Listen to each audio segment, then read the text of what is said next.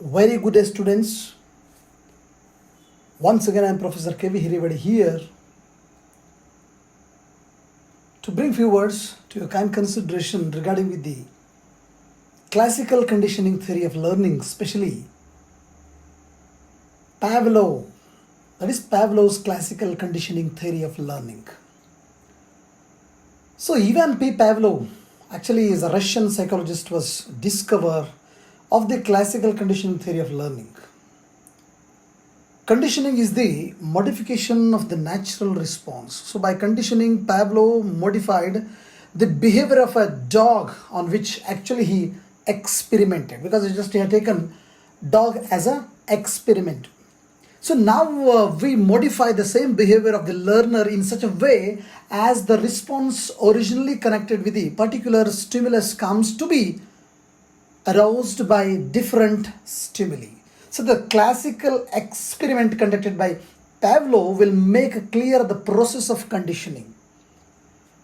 Because the total conditioning theory and the process of this, of course we can say the food is the natural stimulus as it motivates the dog to respond. So his response is a secretion of saliva. So ringing of a bell is an artificial stimulus, also called, as you can say that what just he has kept his name, conditioned, that's called conditioned stimulus. So the response of the dog when the bell above is just rung is called a conditioned response. So that means the conditioning is thus the modification of the natural response. So actually he says that some abbreviations like NS for natural stimulus, CS for conditioned stimulus, NR for natural response, whereas CR for conditioned response. So what happened when just I say that situation, just to observe this picture, I have just 4 columns here, just situation, natural stimulus, conditional stimulus, and the 4th one is called response. In situation column, the first one is called before conditioning, whereas the natural stimulus is food, that is natural stimulus. And here conditioned stimulus, and the response is, that is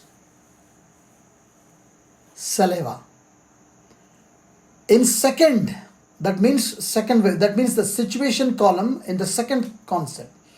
Under conditioning, in natural stimulus, food. So natural stimulus is food once again. Now the question is for especially conditional stimulus is this ringing bell. That is the conditional stimulus.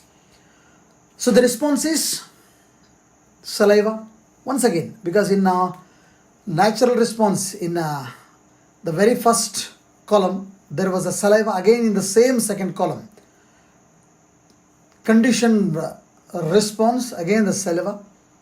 In third attempt, especially for the first column situation, after conditioning, natural stimulus, no food, ringing of bell, that is conditioning stimulus, again saliva. That means when there was a food, no bell, there was saliva.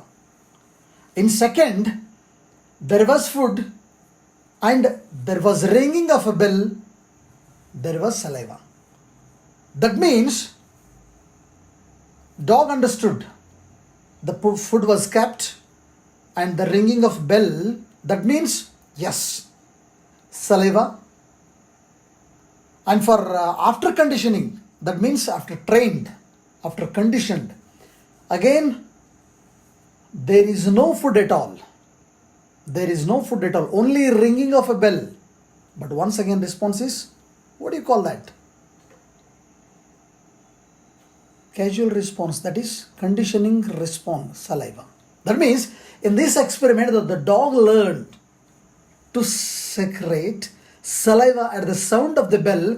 This kind of learning was named as a learning by conditioning. So what were the principles of conditioning? For explaining actually his story, Pavlov has given some principles of conditioning. The first one is called principle of reinforcement.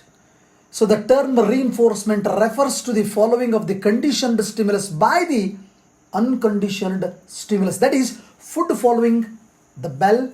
The Pavlov stated that it was the only reinforcement that led to the conditioning. Without a reinforcement, just the bell was with the meat and no conditioning could be developed. This was a reinforcement, and this is applicable to even children also. That means, but children learning becomes effective when they were rewarded immediately after they perform well.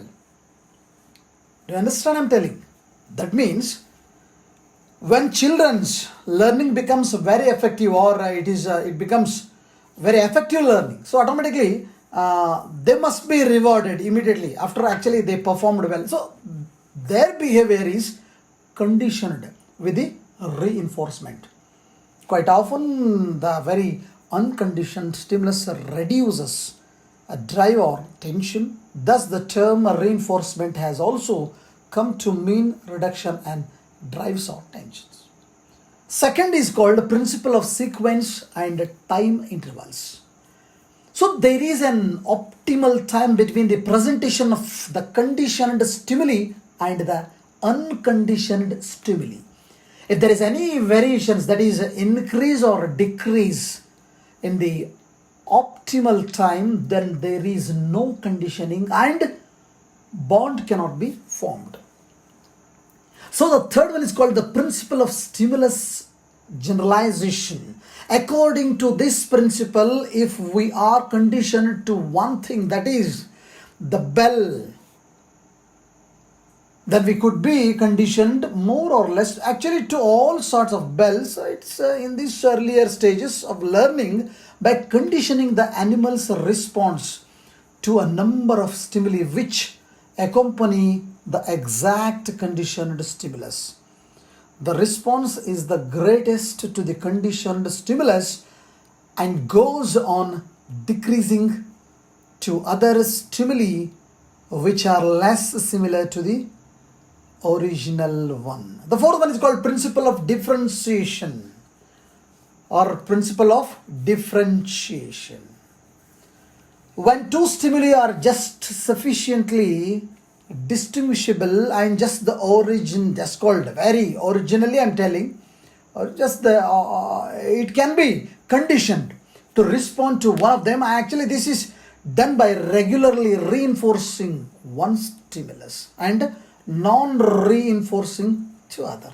So the organism can be conditioned to react differently to the two stimuli which at the first make nearly the same response. So this is how actually we learn to react differently to different brands of tea or coffee or anything else.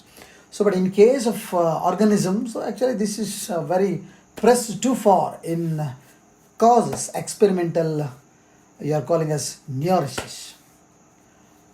So the fifth one is called the principle of extinction. If the sound of a bell is not followed by food is in place, and just that there is no reinforcement and a stage reaches when the dog stops to secrete saliva.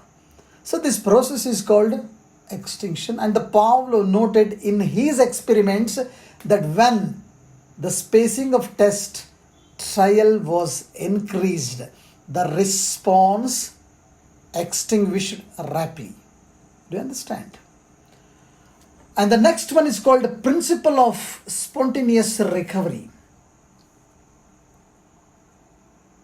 The principle of spontaneous recovery explains that there is no complete extinction on account of the time interval, but actually there is a inhibition of CR when the dog is brought out of the experimental setup and again put in the setup. After a lapse of time, the dog responds to the conditioned stimulus, that is yes, by gastric secretion. This process is called spontaneous recovery. And the seventh one is called the principle of inhibition. Inhibition, in the sense, inhibition may be defined as the process in which actually the stimulus inhibits a response that would otherwise occur. And the eighth one is called the principle of higher order of conditioning. So when actually conditioning is done to a new stimulus, and actually on the basis of the previous conditioned stimulus, it is a design, just called design as higher order of conditioning. And of course, by this process of conditioning can be only done by just associating one stimulus with another, and just the process of the conditioning becomes difficult if the process is carried too far. And the ninth one is called the principle of secondary reinforcement. So the conditioned response is established to some stimulus other than the primary one. That is, example, food elicits salivation. By repeated the presentation, it was found that the sight of food led to salivation. Or a part of response, it is actually called as a secondary reinforcement. So the secondary reinforcement plays an important role in the later becoming, especially in the case of children, when their reward may be no more than a kind word or some other gesture or some token reward. And the 10th one is called, 10th and the last one is called the principle of age and conditioning. The process of conditioning is valuable at all ages, but actually especially in early childhood. So it's all about the very greatest experiment of Pavlov. So in my next period, once again, I shall bring another theory. So this is once again Professor KVH. Have a nice time. Take care of yourself.